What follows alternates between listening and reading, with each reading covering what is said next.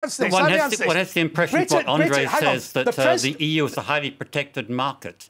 Exports into the EU have an average tariff of roughly 2.3%.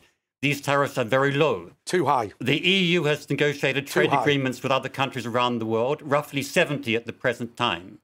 So far, in just under 3 years, the UK government succeeded in negotiating in the rollover of 7 of these preferential trade agreements, which accounts for roughly 2/3 of all of the EU member states' trade with the rest of the world. I'll read you a list here of some of these countries.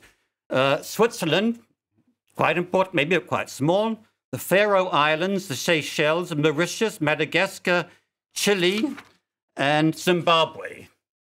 That's not a great achievement in almost 2.5 years, maybe because the UK have not offering any trade negotiators because they didn't have any over the last 43 years. So they have to recruit some very, very quickly.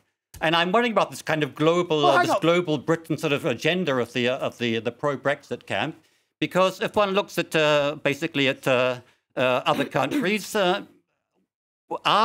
is the UK going to negotiate better agreements with them than already have been negotiated by the EU? That seems to be rather unlikely, because the EU is a massive trading bloc. 500 million people. It has an enormous negotiating power with other countries.